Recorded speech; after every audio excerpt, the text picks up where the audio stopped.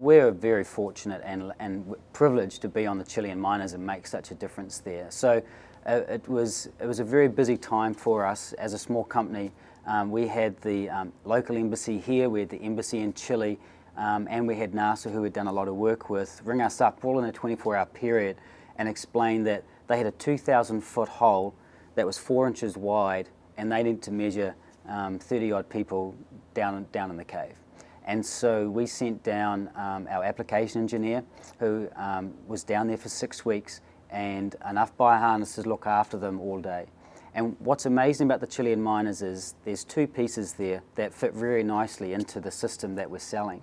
One, we're measuring their wellness and their fitness every day. So there was a full-time doctor looking after them, and he could get that data and see that everybody is at least not degrading, and some of them actually got fitter and one person got quite famous for actually getting fit and training for the Boston Marathon while he was down there.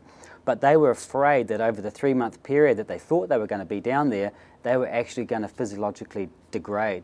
And so they had a fitness regime that they had to do, and they were all very compliant to that, and the feedback back to that doctor allowed them to keep them fit and not hurt them, so fit and injury free. And then the real magic was when they all got pulled up individually, the doctors at the top were getting a live stream of their physiology from the bioharness, and so when they got to the top, they were getting medical treatment as soon as they needed it. The alternative, we were told, would have been a 20-minute medical check before they got treatment. And there are some very sick miners down there.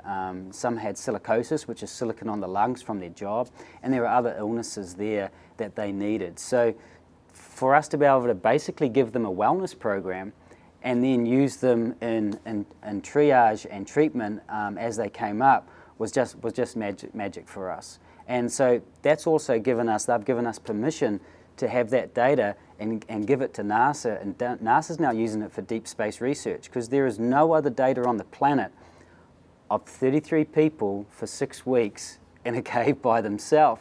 And so now they're using it with the folks in California and NASA for physiological research for deep space travel, because there's no other data like that in the world.